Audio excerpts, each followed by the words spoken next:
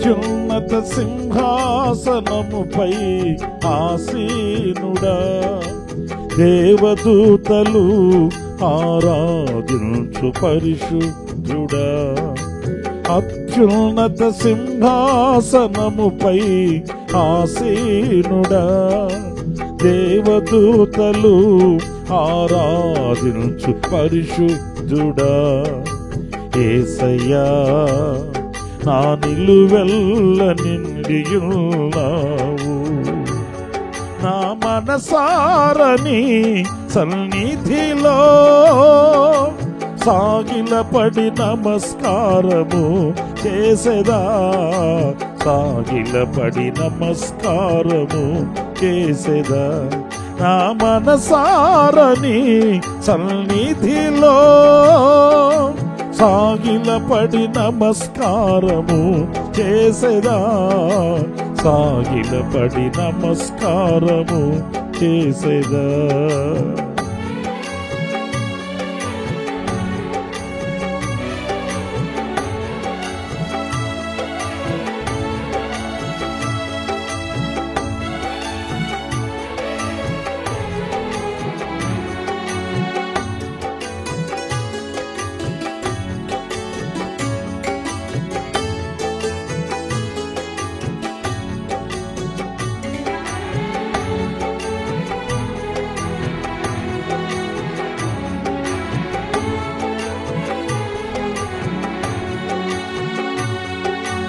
పక్షిరాజువై నీ రెక్కలపై మోసితివే, నీవే నా తండ్రివై నా బాధ్యతలు భరించితివే.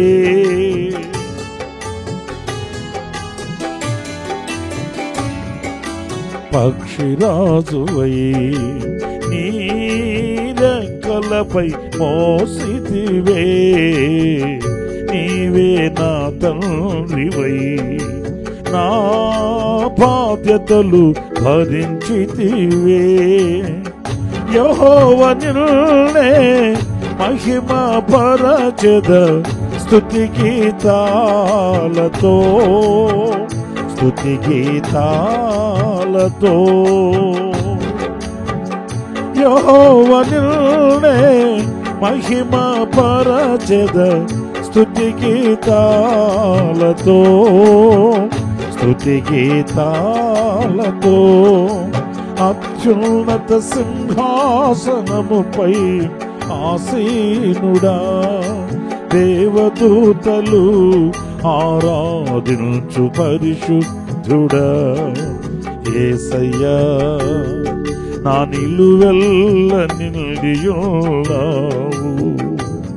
నా మనసారని సన్నిధిలో సాగిలపడి నమస్కారము చేసేదా, సాగిలపడి నమస్కారము చేసేదా. నా మనసారని సన్నిధిలో సాగిలపడి నమస్కారము చేసేదా, సాగిలపడి నమస్కారము చేసేదా.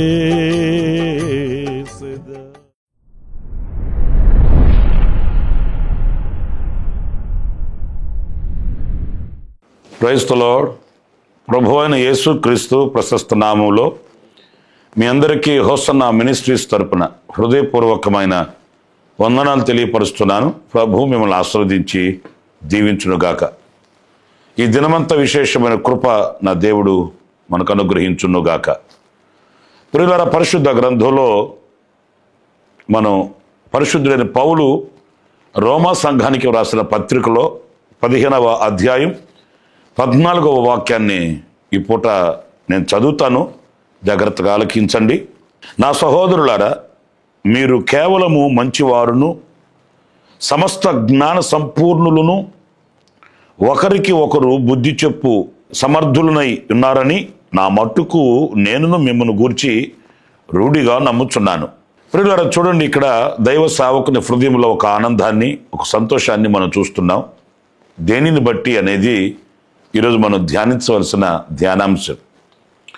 ఐశ్వర్యవంతులయ్యారు, బలవంతులయ్యారు, భాగ్యవంతులయ్యారు, 4 రూపాయలు మీరు మిగలబెట్టారు అని కాదు దైవ సేవకుని హృదయంలో ఆనందం.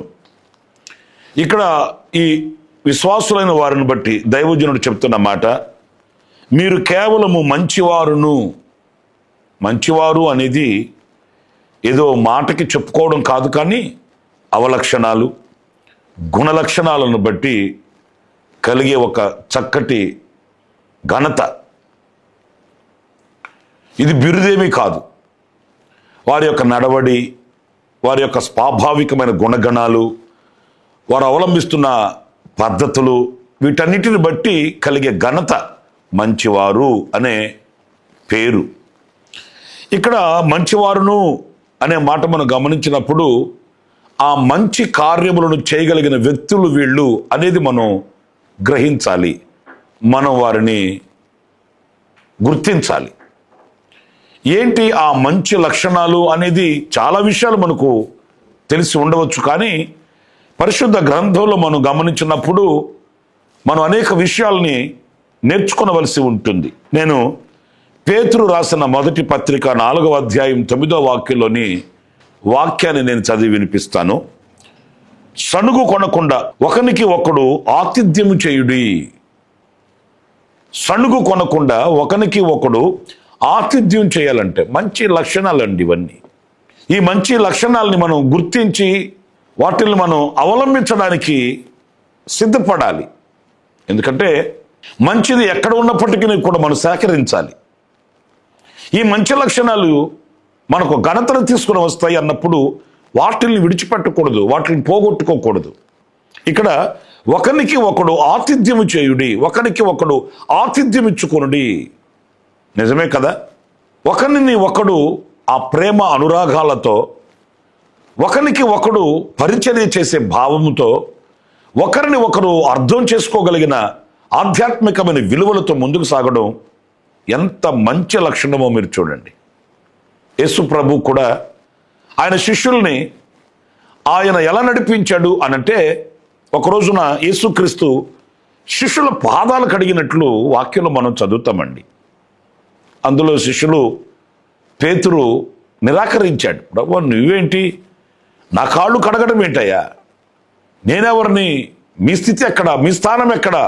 మీరు నా పాదాలు కడగడం ఏంటి అని నివారించినప్పుడు ప్రభు అన్నాడు, ఇలాగా నేను కడగకపోతే నాతో మీకు పాలు ఉండదు, నాతో మీకు సహవాసం లేదు, నాతో మీకు అనుబంధం ఉండదు అని వాళ్ళ పాదాలు కడిగి రుమాలతో వాళ్ళ పాదాలు తుడిచి అన్నాడు, మీరు ఒకరికి ఒకరు ఇలాగూ చేసుకొనుడి, ఇలాగున మీరు ఒకరినొకరు ఘనపరుచుకుంటూ, ఒకరికి ఒకరు ఆతిథ్యం ఇచ్చుకుంటూ ఆ మంచి గుణ లక్షణాలని అలవర్చుకోమని యేసుక్రీస్తు శరీరధారిగా ఉన్నప్పుడు ఆయన నేర్పిన చక్కటి అనుభవం అండి. నా ప్రియమైన సహోదరులారా, ఈ రోజున మన మనస్సుని ఆ రీతిగా మనం కుదుటిపాటు చేసుకోవాలి. మన హృదయాన్ని ఆ రీతిగా అవలంబించుకోవాలి, మార్చుకోవాలి. ఏదో ఒక స్థానాన్ని నేను పొందుకున్నాను, లేకపోతే ఏదో ఒక స్థానానికి నేను ఎక్కువ వచ్చాను, లేకపోతే నాకు ఘనత ఉంది, ఉద్యోగాలు ఉన్నాయి, కులం ఉంది, గోత్రం ఉంది, ధనం ఉంది, బలం ఉంది అని మనం ప్రత్యేకంగా ఒక స్థానాన్ని ఏర్పాటు చేసుకోవడం కాదు, కానీ ఒకరి ఎడల ఒకరు ఆతిథ్యం చేసుకోగలిగిన ఆ మంచి విశాలమైన హృదయాన్ని మనం ప్రభు దగ్గర పొందుకొనవలసిన అవసరం ఉంది అనేది మనం గుర్తించాలి. మీకు ఇంకొక విషయం కూడా నేను మీతో చెప్తాను. యేసు ప్రభు శిష్యులలో ఒక్కడైన ఇస్కరియోతు యూదా ప్రభువుని అప్పగిస్తాడని ప్రభువుకు తెలుసు. అయినప్పటికీ కూడా భోజన పంక్తిలో అతనిని కూడా కూర్చుండబెట్టుకొని అతనికి కూడా రొట్టె ముక్కను తుంచి పంచిపెట్టినట్లు లేఖనాల్లో మనం చదువుతాం కదా. అంటే ఆయన వైపు నుంచి ఎలాంటి కొదువ లేకుండా ఆయన ప్రేమించిన ప్రేమ మనకి ఇక్కడ కనిపిస్తుంది. ఇస్కరియోతు యూదా హాని చేస్తాడని తెలుసు, కీడు చేస్తాడని తెలుసు, అమ్ముకుంటాడని అప్పగిస్తాడని కూడా తెలుసు. మీలో ఒకడు అంటాడే కానీ ఇతగాడే అని చెప్పడేంటి? ఆఖరి క్షణము వరకు కూడా యేసయ్య అతనిని హక్కును చేర్చుకున్నాడు, అతనికి ఆతిథ్యం ఇచ్చాడు, అతనిని ప్రేమించాడు, అతని మీద ప్రేమను పెంచుకున్నాడు. ఆ లక్షణాలని మనం గుర్తించి వాటిని అవలంబించి మనం కూడా ఈ మంచి సాక్ష్యాన్ని పొందుకొనవలసిన వారమై ఉన్నామనేది మనం గుర్తించాలి. మీకు ఈ పేతురు రాసిన మొదటి పత్రికలోనే 4వ అధ్యాయం 10వ వాక్యం కూడా నేను చదివి వినిపిస్తాను. దేవుని నానా విధమైన కృప విషయమై మంచి గృహ నిర్వాహకులై ఉండి ఒక్కొక్కడు కృపావరము పొందిన కొలది ఒకనికొకడు ఉపచారము చేయుడి. ఉపచారం చేయాలంట. ఒకనికి ఒకడు ఉపచారం.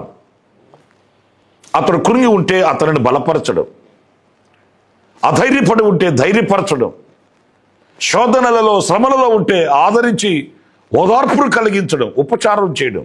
హాని కలిగించడం, కీడు కలిగించడం అలా కాదండి.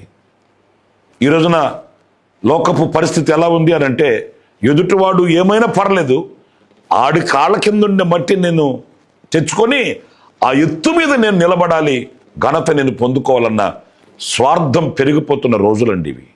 ఎదుటివాని ఆశీర్వాదాన్ని కానీ, ఎదుటివాని క్షేమస్థితిని కానీ, అభివృద్ధిని కానీ చూడలేని స్వార్థం పెరిగిపోతున్న కఠోరమైన దినాలని చెప్పడంలో సందేహమేమీ కూడా లేదు. ఇక్కడ పరిశుద్ధుడైన పేతురు చెబుతున్నాడు, ఒకరికి ఒకడు ఉపచారం చేసుకోండి, మేలు చేసుకోండి, ఒకరికి ఒకడు సహకారంగా సహాయం చేసుకోనండి. అది మంచి సాక్ష్యాన్ని తీసుకుని వస్తుందని పరిశుద్ధ గ్రంథం మనకు బోధిస్తుంది. పరిశుద్ధులు మనకు నేర్పిస్తున్నారు. నా ప్రియమైన సహోదరులారా, యెరూషలేము నుంచి ఒకడు ఎరుకోకు దిగి వెళుతూ దొంగల చేత కొట్టబడ్డాడు. మనందరికి బాగా తెలిసిన చరిత్రలే, కానీ మన జీవితాన్ని సరిచేసుకోవడానికి ఇవే మనకు పాఠాలు. యెరూషలేము నుంచి ఒకడు ఎరుకోకి దిగి వెళుతూ దొంగల చేత కొట్టబడి త్రోవ ప్రక్కన పడిపోయి ఉన్నాడు. మంచి సమరయుడు. వాస్తవంగా సమరయులు అంటే నిషేధింపబడిన వారు. వారితో ఎవరు మాట్లాడరు, వారిని ఎవరు హక్కును చేర్చుకోరు. సమరయులు అంటే ఒక చిన్న చూపు. సమరయులలో స్త్రీలైతే అందరూ బావి దగ్గరికి వెళ్ళేటప్పుడు కూడా వెళ్ళకూడదు. వాళ్ళు అందరూ వచ్చి బావి దగ్గర నీళ్లు తీసుకుని వెళ్ళిపోయిన తర్వాత ఎవ్వరు రాని సమయాన ఆ మిట్ట మధ్యాహ్నం వేళ అప్పుడొచ్చి వాళ్ళు నీళ్లు తీసుకుని వెళ్ళాలి. బావి దగ్గరికి వచ్చి నీళ్లు తీసుకుని వెళ్ళాలి, కానీ అందరితో కలవకూడదు, అందరు వచ్చేటప్పుడు ఉండకూడదు. వాళ్ళు తృణీకరింపబడిన వ్యక్తులు. అయితే ఈ చరిత్రలో మనం చదువుతామండి, అతడు త్రోవ ప్రక్కన పడిపోయి ఉన్నాడు రక్త గాయాలతో. గనులైన వాళ్ళు వచ్చారు కానీ ఎవరు పట్టించుకోలేదు. బలము కలిగిన వాళ్ళు వచ్చారు కానీ, ఎన్నిక చేయబడిన వారు వచ్చారు కానీ ఎవరు శ్రద్ధ నిలుపలేదండి. కానీ తృణీకరింపబడిన వాని మనసులో ఎంత లక్షణం, మంచి గుణలక్షణం ఉందో చూడండి. నాబోటి వాడే కదా, సాటి మానవుడే కదా, గాయాల మధ్యలో ఉన్నాడు, శ్రమల మధ్యలో ఉన్నాడు, ఇరుకన పడి ఉన్నాడు, త్రోవ ప్రక్కన పడి ఉన్నాడు, ఎవరో ఇతనికి హాని తలపెట్టారు అని అతని దగ్గరికి వెళ్ళి అతని గాయాలు కడిగి ద్రాక్షరసం త్రాగించి గాడిద మీద ఎక్కించుకొని పూటకోటి వాని ఇంట్లోకి తీసుకుని వెళ్ళి వానికి అంత పరిచయం చేశాడండి. ఉపచారం చేయడం అంటే ఏంటి?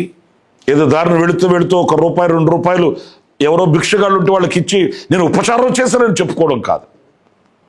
ఈ మంచి గుణ లక్షణాలని మనం గుర్తించిన వారు కావాలి సుమా. అప్పుడే దేవుని యొద్ద నుంచి మనకు ప్రతిఫలం ఉంటుంది. దేవుని యొద్ద నుంచి వచ్చే ఆ ఆశీర్వాదం మన నెత్తి మీద ఉంటుంది అనేది మనం గుర్తించాలి. మరొక విషయం కూడా నేను మీకు తెస్సలోనికైలకు రాసిన మొదటి పత్రిక 5వ అధ్యాయం 15వ వాక్యాన్ని నేను చదువుతున్నాను. ఆ మాటలు జాగ్రత్తగా ఆలకించండి. ఎవడునూ కీడునకు ప్రతి కీడు ఎవనికైనను చేయకుండా చూచుకొనుడి. మీరు ఒకరి ఎడల ఒకడు మనుషులందరి ఎడలను ఎల్లప్పుడూ మేలైన దానిని అనుసరించి నడుచుకునుడి. ఎల్లప్పుడూ సంతోషముగా ఉండుడి, ఎడతెగక ప్రార్థన చేయుడి. చూడండి, ఇక్కడ అనేక విషయాలు రాస్తూ ఎడతెగక ప్రార్థన చేయాలంట, ఒకని ఎడల ఒకరు. నా ప్రియమైన సహోదరులారా, ఒకరి కొరకు ఒకరు ప్రార్థన చేసుకునే ఆ అనుభవం ఎంత మంచి లక్షణము మనం గుర్తిస్తే దాని వలన కలిగే దీవెన మనం పొందుకుంటామండి. ఎవరికి కీడుకు ప్రతి కీడు చేయకుండా ఈ చివరి మాటల్లో ఒకరి కొరకు ఒకరు ప్రార్థన చేసుకోండి. మీ అందరికీ బాగా తెలిసిన ఒక చరిత్ర చెప్పన. కర్మేలు పర్వతం మీద దైవజనుడు ఆయన తన శిష్యునితో కూడా పర్వతం మీద ఉన్నాడు. ఈ శిష్యుడు ఆ కొండ చివరికి వెళ్ళి చూస్తే సిరియనుల దండు, మిడతల దండు వలె ఆ పర్వతాన్ని కమ్మి ఉన్నారండి. సిరియా రాజు అన్నాడు, ఆ దైవజనుడిని పట్టుకొని రండి, మనం ఏదనుకుంటే అది ఇశ్రాయేలుకి తెలిసిపోతుంది. ఆ దైవజనుడే చెప్తున్నాడంట కదా వాళ్ళకి, ఆ దైవజనుడిని పట్టుకురండి అన్నప్పుడు సిరియనుల దండు వచ్చి ఆ కర్మేలు పర్వతం చుట్టూ కమ్ముకొని ఉన్నారండి. ఆ దృశ్యాన్ని ఈ శిష్యుడు చూశాడు, భయపడిపోయాడు. దైవజనుడి దగ్గరికి వెళ్ళి చెప్పాడు, అయ్యా, సిరియనుల చేతిలో ఈ రోజున మనం నిశ్చయముగా ఆహుతి అయిపోయింది మన పరిస్థితి. మిడతల దండు వల్ల ఆవరించి ఉన్నారు వాళ్ళు, మనం తప్పించుకునే మార్గం మనకు లేదిక అని భయముతో కూడిన మాటలు ఆ దైవజనుడికి చెప్పాడు. అప్పుడు ఆయన ఆ శిష్యుని, ఆ పనివాణిని దూషించలేదండి. భక్తి లేని వాడివి, శక్తి లేని వాడివి అని అతనిని చిన్నచూపు చూచి కించపరిచి దూషించలేదు, కానీ అతని కొరకు ప్రార్థన చేసినట్టు వాక్యంలో మనం చదువుతాం. నా దేవా, వీరి కనులు తెరవమని ఆయన ప్రార్థన చేశాడంట. చూడండి, ఒకని యొక్క ఆధ్యాత్మికమైన విలువలను చూచి మరొకడు ప్రార్థన చేసిన అనుభవాలు చూడండి. ఒకరి కొరకై ఒకరు ప్రార్థన చేసి పురుకొల్పి ప్రోత్సహించి బలపరిచే ఆ అనుభవాలు చూడండి ఎలా ఉన్నాయో. ఆ దైవజనుడు చేసిన ప్రార్థన దేవుడు అంగీకరించి ఆ పనివాని కనులు తెరిచాడు. అతని కనులు తెరవబడినప్పుడు ఆ దేవుని యొక్క కాపుదల ఎలాంటిది, శ్రేష్టమైన దేవుని భద్రత ఎలాంటిది, దేవుడు వాళ్ళని ఏ స్థితిలో ఉంచి ఉన్నాడో ఆ శిష్యుడు చూడగలిగాడు, ధైర్యం తెచ్చుకోగలిగాడు, స్థిరపడగలిగాడు. అదే ఆ దైవజనుడు ఆ పనివాణిని, ఆ సేవకుని తృణీకరించి ఉంటే ఎలా ఉండేది? కానీ అలా చేయలేదు. అందుకే వాక్యం రాయబడి ఉంది, ఎల్లప్పుడూ సంతోషంగా ఉండండి, ఒకరికి ఒకడు ప్రార్థన సహాయము చేత ఒకరి కొరకై ఒకడు ప్రార్థన చేసుకుని బలపరచబడండి, స్థిరపరచబడండి. మంచి లక్షణాలండి. ఒకరి కొరకు ఒకరు ప్రార్థన చేసుకోవాలి, ఒకరికి ఒకరు ఆతిథ్యం ఇచ్చుకోవాలి, ఒకరి ఎడల ఒకరు ఉపచారం చేసుకోవాలంట. పరిశుద్ధ పౌలు రోమ పత్రికలో తమ విశ్వాసులకి వ్రాస్తున్న మాటలు ఇవి, మీరు కేవలము మంచివారును, ఇలాంటి మంచి లక్షణములు కలిగిన వారని నేను రూఢిగా నమ్ముకొనుచున్నాను. చూడండి, ఆ దైవ సేవకుని గుండెల్లో ఎంత ఆనందమో, ఎంత సంతోషమో. ఈ రోజున ఇలాంటి మంచి అవలక్షణాలకి మనం దూరం కాకూడదు సుమా. ఆఖరిగా మరొక విషయాన్ని కూడా నేను చెప్పి ముగిస్తాను. తెస్సలోనికైలకు రాసిన మొదటి పత్రిక 5వ అధ్యాయం 11వ వాక్యాన్ని చదివినప్పుడు, కాబట్టి మీరిప్పుడు చేయుచున్నట్లుగానే ఒకరికొకడు ఆదరించి ఒకరికొకడు క్షేమాభివృద్ధి కలుగు చేయుడి. క్షేమాభివృద్ధిని కలుగు చేయాలంట. ఒకరికి ఒకడు క్షేమాభివృద్ధి కలుగు చేసుకోవడం. నా ప్రియమైన సహోదరులారా, ఈ క్షేమాభివృద్ధి కలుగు చేసుకునే అంత విశాలమైన హృదయాన్ని మనము దైవికంగా కలిగి ఉండాలండి. మీరు మరోలో భావించొద్దు, చిన్న మాట చెప్తాను. ప్రభువుని ఎరుగని కొంతమంది లోక సంబంధమైన వ్యక్తులు ఉన్నారు కదా, వాళ్ళు ఫుల్గా తాగుతారు అనుకోండి, వాళ్ళు ఒకరినొకరు ఎంత ప్రోత్సహించుకుంటారో. ఇతని దగ్గర డబ్బులు లేకపోయినా ఇతన్ని తీసుకెళ్ళి అతనితో కూడా కూర్చుండి పెట్టుకొని ఫుల్గా తాగేసి వస్తారు ఇద్దరు. ఇంకా కొన్ని కార్యక్రమాలు ఉన్నాయనుకోండి, వాటిలో వాళ్ళు ఎంత కలిసికట్టుగా ఉంటారు. ఏది లోక సంబంధమైన పాడు పనులు, లోక సంబంధమైన కార్యక్రమాల కొరకు కాస్త బాధాకరమైన నొప్పి కలిగించే మాట ఏంటంటే, ఆధ్యాత్మికంగా మనం దేవుని యొక్క కౌగిలిలో ప్రభువుని ఎరిగిన వారమై ఉండి కూడా ఆ క్షేమాభివృద్ధిని కలిగించే విషయాలలో మనం ఒకరి ఎడల ఒకరు ఆశించకపోవడం, ద్వేషాభిప్రాయాలతో దూషించుకోవడం, క్రీస్తు కల్వరిలో చూపిన ప్రేమకు విరోధులవ్వడం, ఇవన్నీ ఉండకూడని లక్షణాలు. క్షేమాభివృద్ధి, ఎదుటివాడు క్షేమముగా అభివృద్ధి చెందాలి, ఉన్నత స్థితికి వెళ్ళాలి, ఉన్నత స్థితిలో నిలవాలి. అభివృద్ధి చెంది ఆ అభివృద్ధి పదములో ముందుకు వెళ్ళాలని కాంక్షించి ఆశించి తోడ్పడడం, క్షేమాభివృద్ధి కలిగించుకోవడం అనేది చాలా శ్రేష్టమైందండి. కొంతమంది ఎదుగుతుంటే మరి కొంతమంది చూడలేరండి. కొంతమంది అభివృద్ధి చెందుతుంటే మరి కొంతమంది చూస్తూ ఓర్చుకోలేరండి. ఈర్ష్య స్వభావం. నా ప్రియమైన దేవుని బిడ్డలారా, అది మంచిది కాదు. కానీ క్షేమాభివృద్ధి కలుగు చేసుకున్నట్టు ఎందు ఒకరిని ఒకడు ప్రోత్సహించుకోవాలట. ఇవి మంచి లక్షణాలని పరిశుద్ధ పౌలు చెప్తున్న సందేశంలో మనం నేర్చుకోవాలి. కీర్తనల గ్రంథంలో కూడా రాయబడి ఉంది, ఐక్యత కలిగి ఉండడం. అహరోను తల మీద పోయబడి గడ్డము మీదగా కారి అంగీల అంచుల వరకు దిగజారిన పరిమళ తైలమని పరిశుద్ధ గ్రంథం చెప్తుంది. అంచేత ఇలాంటి మంచి గుణలక్షణాలని అలవర్చుకుందాం, మంచి సాక్ష్యాన్ని సంపాదించుకుందాం. అలాంటి కృప దేవుడు మన అందరికీ అనుగ్రహించుడుగాక. ఆమేన్. తలలు వంచండి, చిన్న ప్రార్థన చేస్తాను. ఆశ్చర్యకరుడైన తండ్రి, జీవాధిపతి ప్రభువా, నీకు వందనాలు.